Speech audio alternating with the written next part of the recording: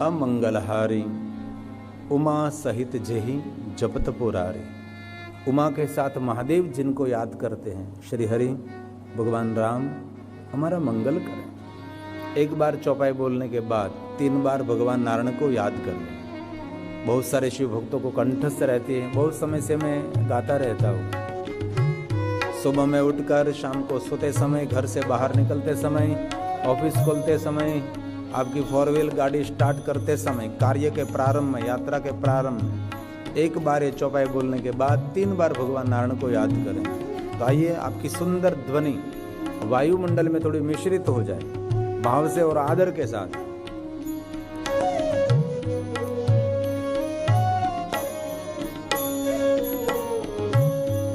मंगल भवन अमंगल हारी, उमा सहित जेहि जपत पुरारी। मंगल भवन अमंगल हारी, उमा सहित जेहि जपत पुरारी। ओम नमो नारायण नारायण, बोलिए साथ में। ओम नमो नारायण नारायण, ओम नमो नारायण नारायण, ओम नमो नारायण नारायण, ओम नमो नारायण नारायण, ओम नमो नारायण नारायण,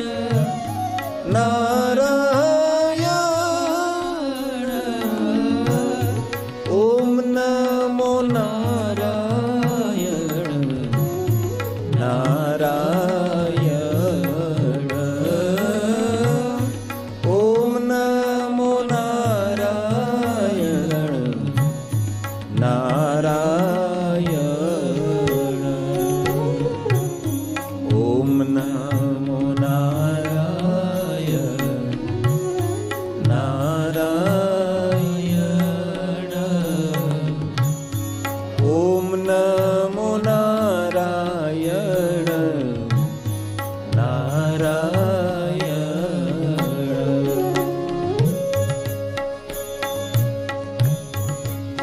ताली महादेव ने वाह दे, ताली से स्फूर्ति मिलती है।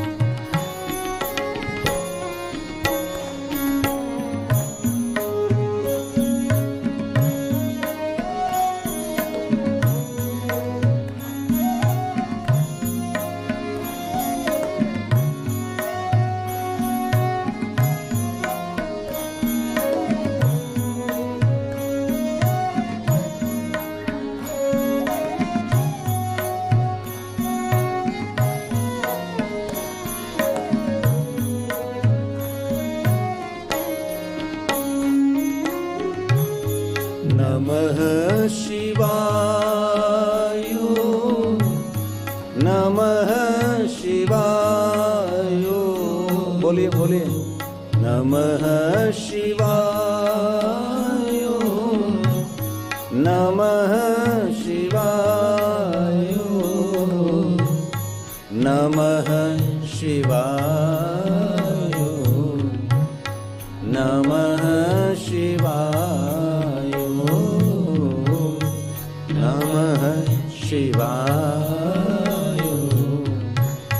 नमः शिवाय, नमः शिवाय, नमः शिवाय, नमः शिवाय, नमः शिवाय, नमः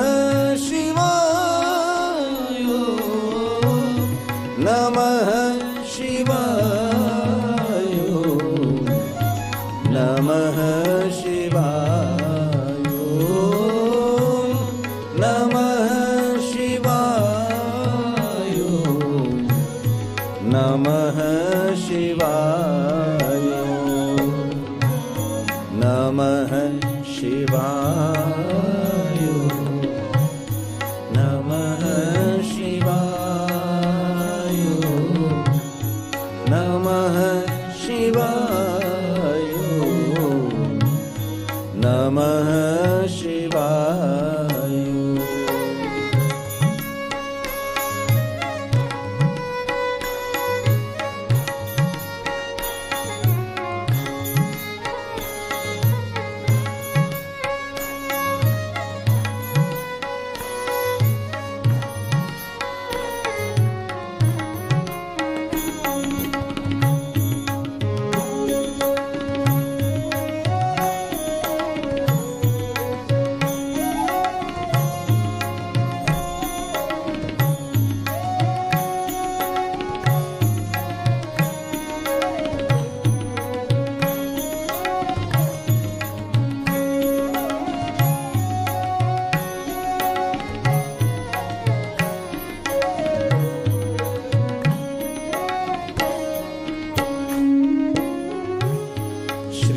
राम जय राम, जय जय राम,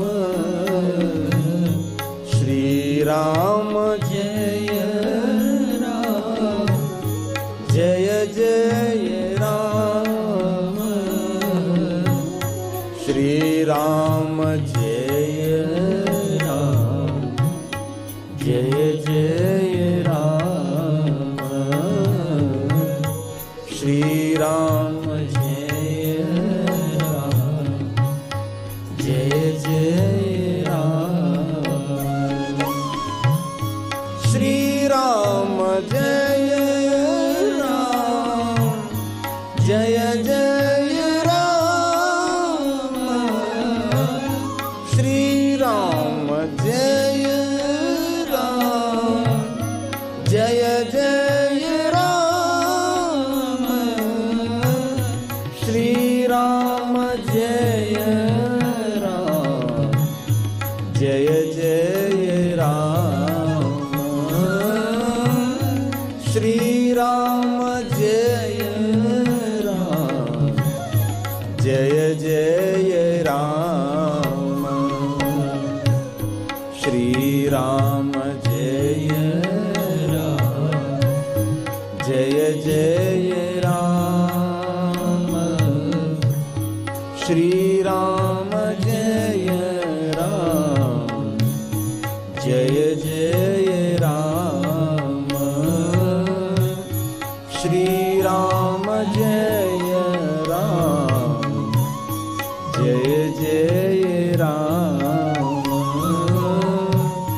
श्री राम जय राम, जय जय राम।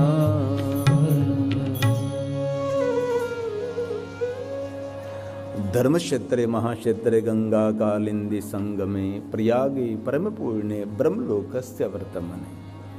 ब्रह्मलोक के मार्ग स्वरूप प्रयाग तीर्थ में सूत पुराण जी भगवान महादेव की कथा का गायन कर रहे थे। सूत पुराण ने कहा, हे महात्माओं, मेरे पास कोई शब्द नहीं आपकी पुण्य की महिमा गाने के लिए। आप सभी दर्शनीय हैं, आप सब भगवान महादेव की कथा का श्रवण करते हैं। भगवान महर्षि वेदव्यास जी के सद शिष्य ने कहा कि हे ऋषि मुनियों, जो भगवान महादेव की कथा का श्रवण करते हो साक्षात रुद्र तुल्य हैं। आप सभी मेरे लिए दर्शनीय हैं। आप प्रयाग तीर्थ पर उपस्थित रहकर भगवान महादेव की कथा का आप सभी श्रवण करते हैं।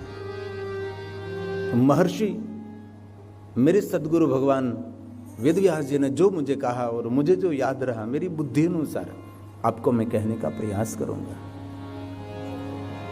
हमने 2 दिन से भगवान महादेव की कथा का श्रवण किया, थोड़ा सा शिव महापड़ ग्रंथ का महात्म्य भी गाया, शिव महापड़ ग्रंथ की वंदना भी की। आज हम शिव महापड़ कथा में प्रवेश करेंगे। इससे पहले भगवान व्यास जी ने भगवान शिव जी की वंदना की है और माता भवानी की वंदना की है, उनके पुत्र श्री भगवान गणेश जी की वंदना की है। आज हम कथा के द्वार खोलेंगे, धीरे धीरे कथा में प्रवेश करेंगे। कथा जीवन में औषधि है, इसलिए 24 घंटे नहीं, परंतु आपके पास जितना समय है इतना समय भगवान की कथा श्रवण करनी चाहिए। सदा सेव्या सदा सेव्या सदा सेव्या विशेषतः इत शिव प्राण से कथा परम पावन। जगत को पावन करने वाली और मन को आह्लादित करने वाली भगवान की कथा है। तो आज हम शिव महापड़ कथा का प्रारंभ कर रहे हैं। कथा तो पहले दिन से प्रारंभ हुई है, लेकिन कथा का एक क्रम रहता है कि पहले बहुत सारा महात्म्य रहता है, महात्म्य के बाद इस पुराण की वंदना रहती है। इस पुराण की कथा श्रवण करने की क्या महिमा है, उनके बारे में बहुत सारा महात्म्य रहता है। और भगवान महादेव की वंदना, एक श्लोक में 3 देवताओं की वंदना करेंगे हम। ये भगवान महर्षि वेदव्यास जी के सुंदर शब्द हैं। मैं एक मध्यस्थी हूं, जो कुछ मैं आपके समक्ष कह रहा हूं सब कुछ भगवान महर्षि वेदव्यास जी का प्रसाद है। मैं एक शिक्षक की भूमिका कर रहा हूं और कथा ये श्लोकात्मक और सूत्रात्मक कहने का मैं प्रयास करता हूं। ऐसी कोई बनी बनाई बात, उड़ती हुई बात नहीं। आपके चित्त को भ्रमित करें, आपकी भक्ति में विक्षेप करें, ऐसा कुछ भी नहीं। आपकी भक्ति में और आनंद में दिन प्रतिदिन वृद्धि होनी चाहिए। ईश्वर के प्रति आपकी श्रद्धा दृढ़ होनी चाहिए। सिद्धांत के साथ कहने का प्रयास करूंगा। सर्व सिद्धांत निष्पन्नम, ये भगवान की कथा की विशेष महिमा है। तो आइए आदर के साथ भगवान शिव जी को हम प्रणाम करेंगे, माता भवानी की वंदना करेंगे और धीरे धीरे कथा में प्रवेश करेंगे। जगतः पितरम शंभु, पूरे विश्व के पिता हैं। और मैंने बहुत बार कथा में कहा है, इतना बड़ा सम्मान कोई देवताओं को नहीं मिला है। एक भगवान शिव जी को यह सम्मान मिला है कि आप जगत के पिता हैं, आप जगत के रचयिता हैं। जगत के रचयिता कौन है? जिनका कोई रचयिता नहीं है, वो जगत के रचयिता है। जिनका जन्म हुआ है और जो सधाम चले गए हैं, वो जगत के रचयिता नहीं। जिनका कोई जन्म नहीं, जिनकी कोई मृत्यु भी नहीं, वो जगत के रचयिता हैं। वो और कोई नहीं, वो सिर्फ शिव है। शिव के बिना कौन हो सकता है? अवतार जगत के रचयिता नहीं, जो निरंतर है, जो निराकार है, जो ओमकार है, निर्विकार है, सकल है, निष्कल है, सगुण है, जो निर्गुण है, जो निरंतर है, वो जगत के रचयिता है और जगत के पिता है। इसलिए भगवान महर्षि वेदव्यास जी ने भगवान शिव की वंदना में शंभु शब्द का प्रयोग किया। शंभु क्यों? ये स्वयंभू है, विभू है, प्रभु है, इसलिए उसको हम शंभु कहते हैं। आप जगत के पिता हैं। ये कितनी सुंदर वंदना है। जगतः पीतरम शंभो, पूरे जगत के पिता हैं। इसीलिए हमने बहुत बार कहा है कि जो भगवान शिव का आराधन करते हैं उसके पितृ तृप्त रहते, क्योंकि प्रथम पिता तो भगवान शिव हैं। जो भगवान शिव का आराधन करते, महादेव को जलाभिषेक करते, भगवान शिव का अर्चन पूजन करते, भगवान शिव जी का दो स्मरण करते हैं, उसके पितृ तृप्त रहते, क्योंकि प्रथम पिता तो भगवान शिव है। और हृदय से एक बात याद रखिए, जो भगवान शिव का भक्त है उनके पितृ कभी अतृप्त नहीं होते। आपको कभी कोई कहे कि आपके पितृ अतृप्त हैं, कभी नहीं हो सकता।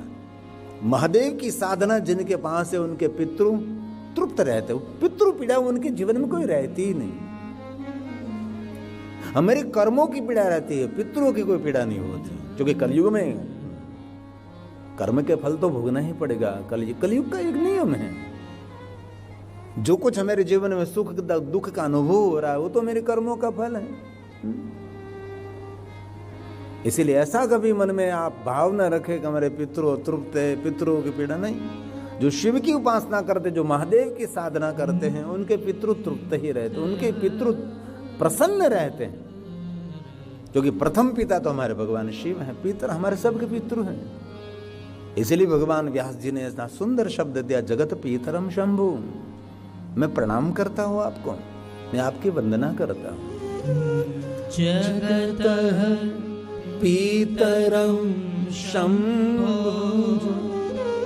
जगतो मातरम शिवा, तत्पुत्रश्च गणाधीशं न त्वैतद् वर्णयामहे, न त्वैतद् वर्णयामहे। आपकी महिमा का मैं वर्णन करने के लिए प्रयास करता हूं, लेकिन मैं समर्थ नहीं, असमर्थ। हे जगत पिता भगवान शिव, हे जगत माता भवानी, मैं आपको प्रणाम करता हूं।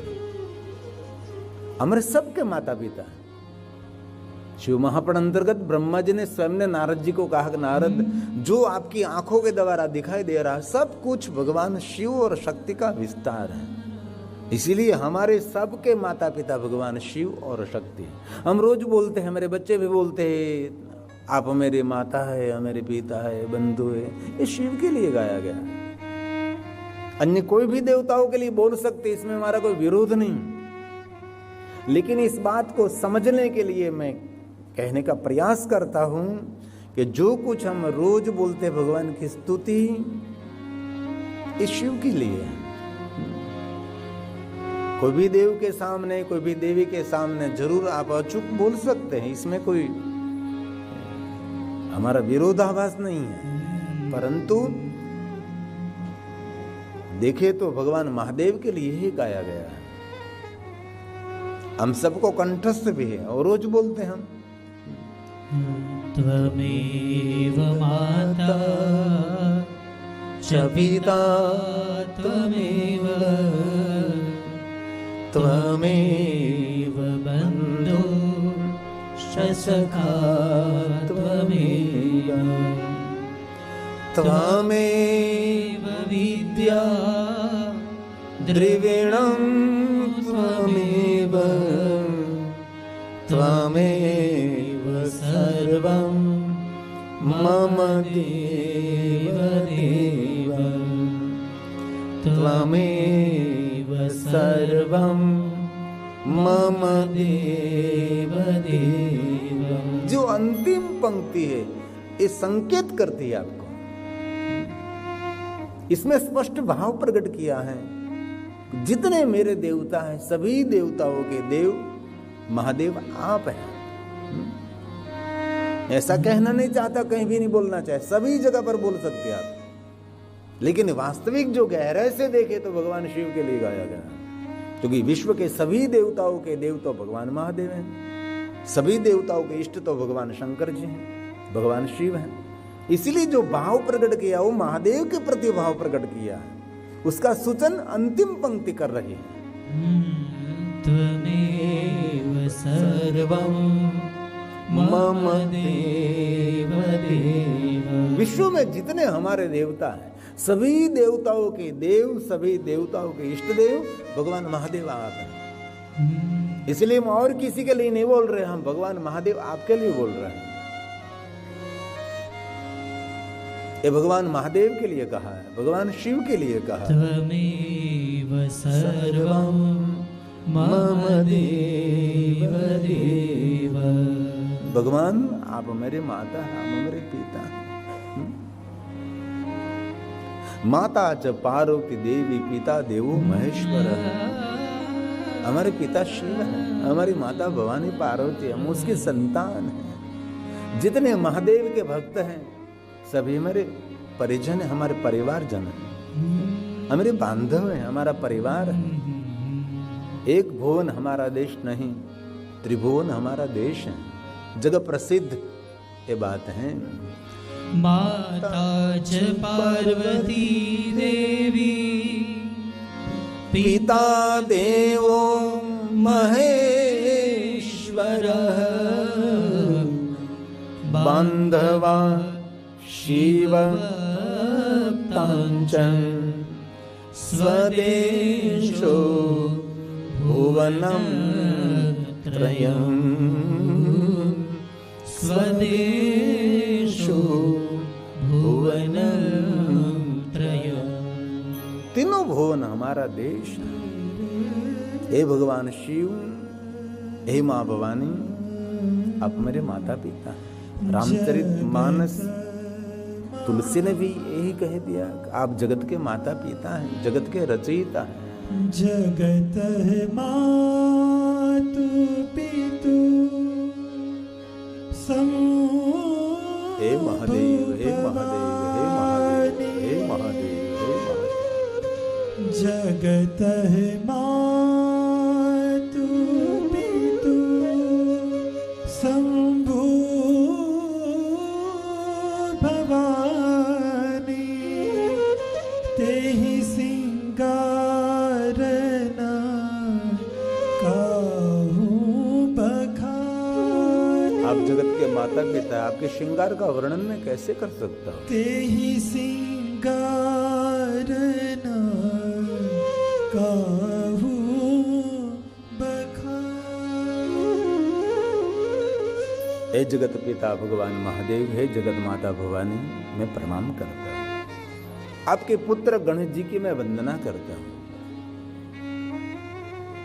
भगवान गणेश जी को भगवान व्यास जी बोले नहीं।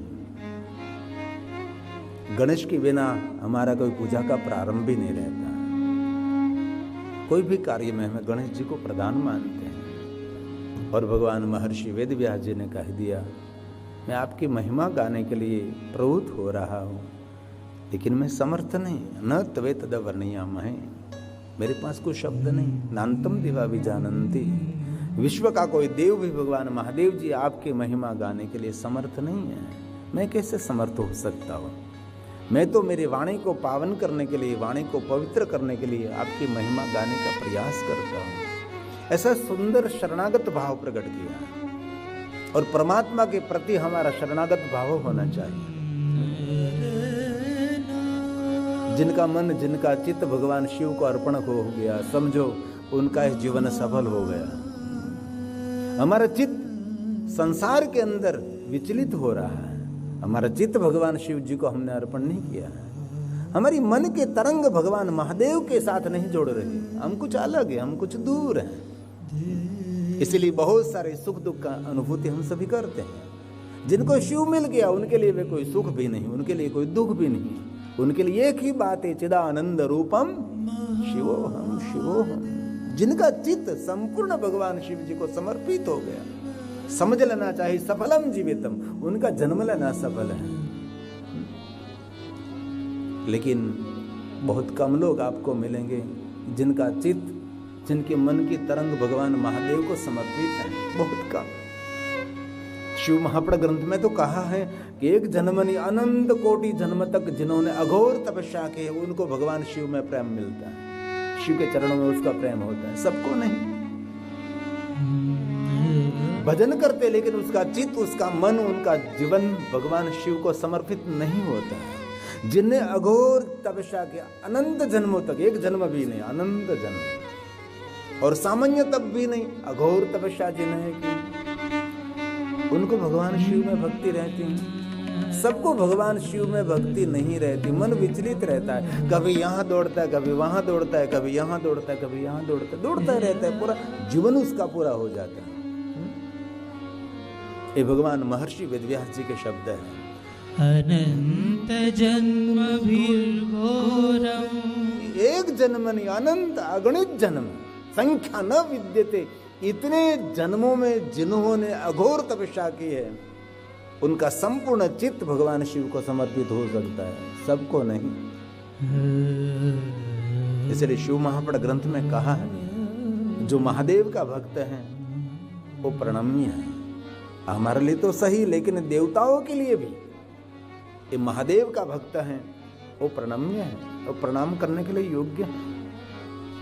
और कभी गलती से भी शिव भक्त को सामान्य समझना भी नहीं चाहिए। शिव महापुर ग्रंथ में ये भी कहा है कि जिनके हृदय में, जिनके चित्त में देवत्व जब प्रकट होगा, तब उनको महादेव की भक्ति मिलती है। क्योंकि भगवान शिव देवताओं के देव हैं। जब तक हमारे जीवन में, हमारे हृदय में, हमारे चित्त में, हमारे मन में देवत्व प्रकट नहीं होगा, वहां तक संपूर्ण भगवान महादेव की भक्ति का कभी अवसर नहीं मिलता। इसलिए कोई भी जाति का, कोई भी ज्ञाति का, कोई भी वर्ण का, कोई भी देश का, कोई भी वेश का जो मनुष्य महादेव की भक्ति कर रहा है, जाति ज्ञाति वर्ण भेद को छोड़िए, मेरे महादेव के परिवार में कोई वर्ण भेद नहीं, कोई ऊंच नहीं, कोई नीच नहीं, कोई ज्ञानी नहीं, कोई अज्ञानी नहीं, कोई पावन नहीं, कोई अपावन नहीं। भगवान शिव जी सबका स्वीकार करते हैं। शिव जी का चरित्र, शिव जी का अद्भुत परिवार एक अलग सा है, सबके सबसे अलग है, सबसे निराला है। देवताओं के साथ उनकी कभी बराबरी नहीं कर सकते, कभी हो ही नहीं सकता। शिव सबसे जुदा है, शिव सबसे अलग है। इसलिए जाति ज्ञाति वर्ण भेद की बात नहीं, कोई भी मनुष्य जो महादेव का भक्त है और संपूर्ण भगवान शिव जी को समर्पित हैं, उनके लिए तो श्री हरि, श्री भगवान विष्णु ने भी कहा है, वही मुक्त आत्मा है और कोई मुक्त आत्मा नहीं। भगवान श्री हरि, भगवान विष्णु जी जब देवताओं को शिव भक्ति का मार्गदर्शन कर रहे थे, तभी भगवान विष्णु जी ने देवताओं को कहा कि देवताओं याद रखिए, जो स्वयंभू महादेव का भक्त है, जो संपूर्ण भगवान शिव जी को समर्पित है, वही मुक्त आत्मा है। ऐसे मुक्त आत्मा का दर्शन करने से जीवात्मा को मुक्ति मिल जाती है। ऐसा भगवान श्री हरि ने देवताओं को कहा। और मैं गौरव से कह सकता हूं, विश्व के सभी देवता ऋषि मुनियों को शिव भक्ति का मार्गदर्शन भगवान विष्णु जी ने किया है। और जितने शिव भक्त हैं, शिव भक्तों का अग्रगण्य पहला कोई प्रथम शिव भक्त है तो श्री हरि भगवान विष्णु जी हैं। विष्णु से बड़ा कोई शिव भक्त कौन हो सकता है? इसलिए आपके हृदय में जो भगवान महादेव के भक्ति स्फुरित हुई है, अंकुरित हुई है, तो समझ लेना चाहे आपने पूर्व जन्म में बहुत तपस्या की है। ये तप का फल है। हमारी कोई शर्त नहीं भगवान के आगे, हमारी कोई शिकायत भी नहीं भगवान के आगे। बस भगवान, हम आपका भजन कर रहे हैं, हम आपको याद कर रहे हैं, हम कभी आपको फरियाद भी नहीं करते, सिर्फ आपकी उपासना करते हैं, आपकी साधना करते हैं, आपको हम याद करते रहते हैं। इसलिए आप जो महादेव के संपूर्ण भक्त हैं, तो याद रखें, आपने कोई पूर्व जन्म में बहुत तपस्या की है, उसका फल है। शिव में प्रेम होता ही नहीं। कलयुग में तो भगवान महर्षि वेदव्यास जी ने कहा भी है कि जिनके इष्ट देव, जिनके कुल देवता भगवान महादेव हैं, वो भी शिव को छोड़कर अन्य स्थानों पर भटकने को देखने को मिलेगा। और मैं देख रहा हूं, जिनकी कुल की परंपरा में शिव हैं, जिनके कुल देवता महादेव है, जिनके कुल इष्ट भगवान महादेव हैं, वो महादेव को छोड़कर अन्य स्थान पर भटक रहा। और भगवान महर्षि वेदव्यास जी ने यह भी शिव पुराण ग्रंथ में कहा है कि कलयुग आने पर मूल देवताओं का त्याग करके कलयुगी देवताओं की पूजा करने लगेंगे। कलयुगी देवता, कलयुगी देवता जिनका कोई पुराणों में, वेद में, कहीं भी उपनिषदों में कहीं उल्लेख ही नहीं, जिनका कोई नाम और मूल नहीं, ऐसे देवताओं की उपासना कलयुग में होने लगेगी। उनका कभी कल्याण नहीं होने वाला है, ये भी भगवान ने कहा है। आप आपका कल्याण करना चाहते हैं तो भगवान शिव के बिना कौन कल्याण कर सकते, क्योंकि शिव शब्द का अर्थ ही कल्याण है। इसीलिए कोई भी संप्रदाय में, कोई भी परंपरा में, कोई भी विचारधारा में आप हैं, लेकिन आपके हृदय में महादेव होना चाहिए। शिव के बिना कभी कोई जीवात्मा का कल्याण होता ही नहीं। मैं कोई धर्म, कोई संप्रदाय, कोई विचारधारा का खंडन नहीं करता। सभी विचारधारा श्रेष्ठ हैं, सभी विचारधारा के आचार्य श्रेष्ठ है, सभी परंपरा श्रेष्ठ है, लेकिन शिव से बड़ा कोई दुनिया में श्रेष्ठ है ही नहीं। महादेव सबसे बड़े श्रेष्ठ हैं और शिव की ऊपरी तो कोई नहीं, शिव की बराबरी करने वाला दुनिया में कोई नहीं। ये शिव है, ये महादेव है। करता करे न कर सके। आपके हृदय में महादेव की भक्ति अंकुरित हुई है तो समझ लेना चाहिए आपका अंतिम जन्म है। आप स्वतंत्र जीवात्मा है, पूर्ण जीवात्मा आप है। तीन लोक नवखंड में शिव से बड़ा न को, शिव से बड़ा न को। इसीलिए भगवान महर्षि वेदव्यास जी ने कहा है कि जिनके हृदय में भगवान महादेव के भक्ति स्फुरित हुई, उनको स्वयं को समझ लेना चाहिए कि मैं कोई सामान्य जीवात्मा नहीं हूं। अपने जन्म का गौरव करना चाहिए कि मैं महादेव का भक्त हूं और शिव भक्तों को गौरव से रहना चाहिए। कभी अपना मन छोटा नहीं करना चाहिए, गौरव से कहना चाहिए मैं महादेव का भक्त हूं। कल मैं शाम को एक डॉक्यूमेंट्री देख रहा था हिमालय पहाड़ की,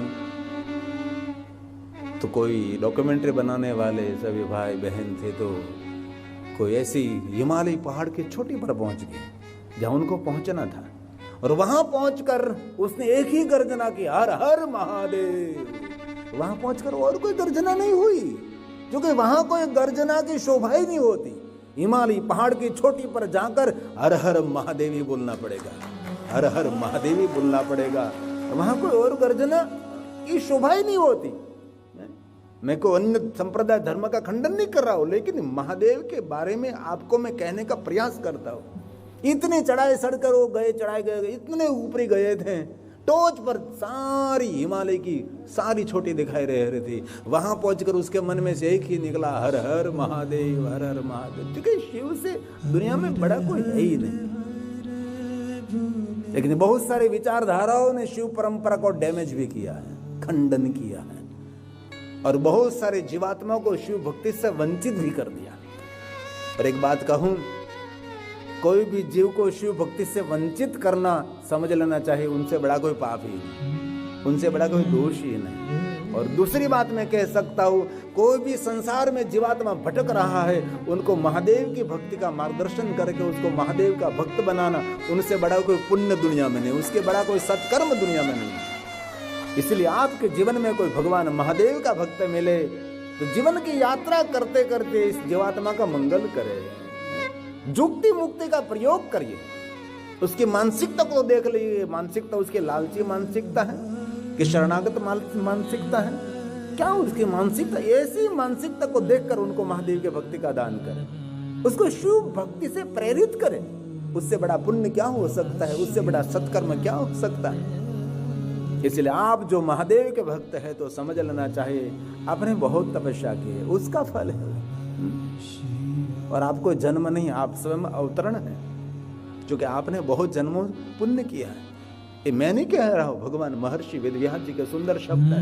अनंत जन्म घोरम यदि तप्तं तपस्तदा त्वयि भक्ति महादेव भविता यन पायिनी, भविता यन पायिनी। ओम नमः शिवाय, ओम नमः शिवाय, ओम नमः शिवाय। हर हर हर बोले नमः शिवाय, हर हर हर बोले नमः शिवाय, हर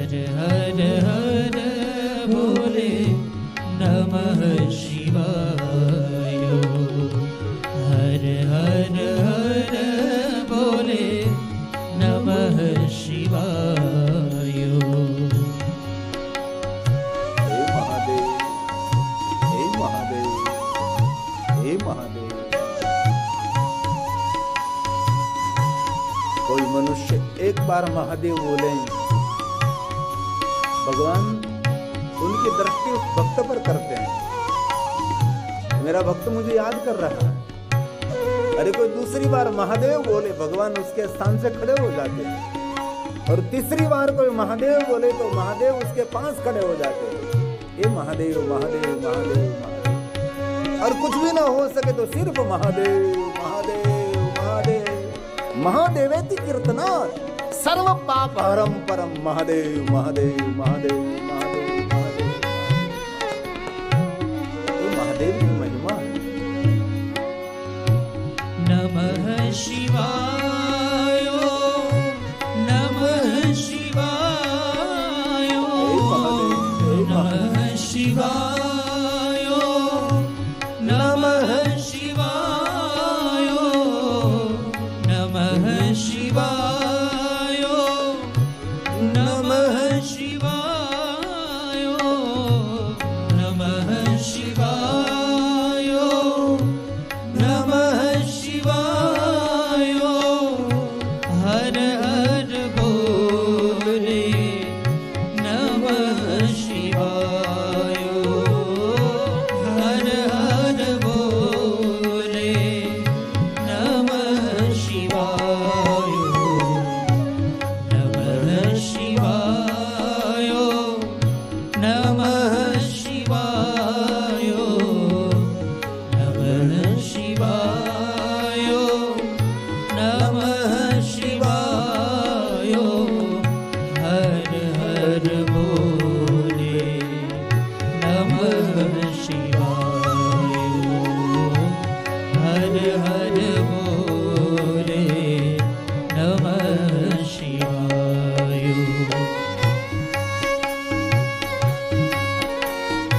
याद करिए महादेव को, जीवन में कोई फरियाद नहीं रहेगी। हलता चलता बैठता उठता खाता पीता ऊँघता जागता, घर में वन में शमशान, पवित्र अवस्था में अपवित्र अवस्था में, हे महादेव हे महादेव हे महादेव। जीवन में कोई साथी नहीं, कोई संगाती नहीं, एक हमारा साथी एक हमारा संगाती वही है महादेव। ये भगवान शिव जो जगत के रचयिता है।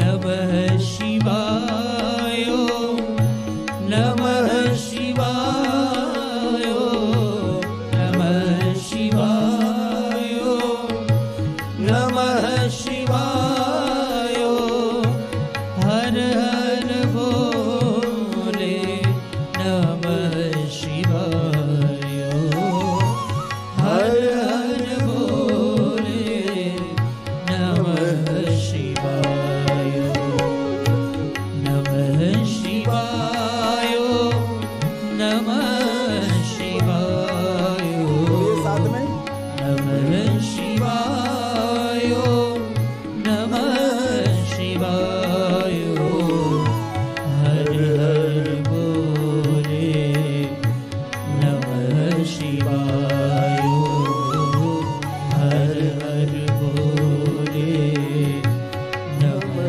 शिवाय। हे महादेव हे महादेव हे महादेव। जीवन में जो कुछ हो रहा है ये उसकी ही लीला। इसे आप साक्षी भाव बनकर और आपकी दिव्य दृष्टि से जो कुछ हो रहा है वो देखते रहिए। जो कुछ निर्णय लेने वाला है हम नहीं है, वो स्वयं निर्णय ले रहा है। हे महादेव हे महादेव हे महादेव। नमः शिवाय नमः शिवाय बोलिए साथ में।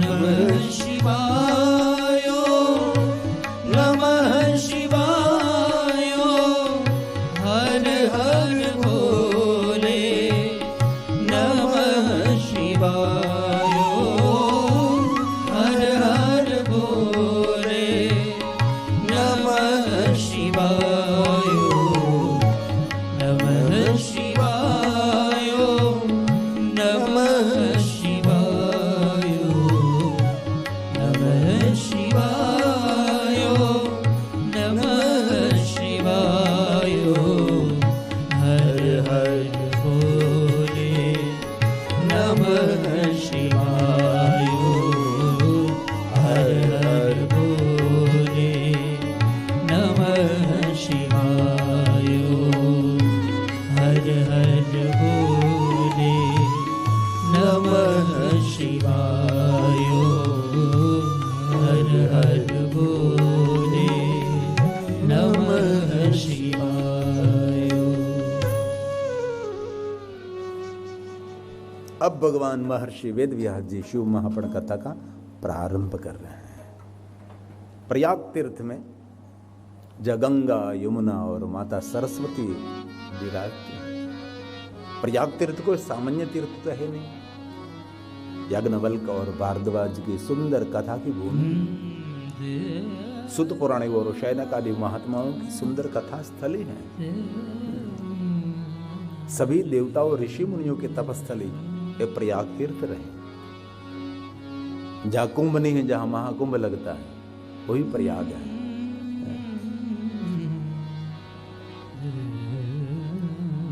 अब कथा का प्रारंभ हो रहा है। भगवान महर्षि वेदव्यास जी ने वक्ता के द्वारा कथा प्रारंभ नहीं हुई, श्रोता के द्वारा सुत पुराणी का संबोधन हुआ है।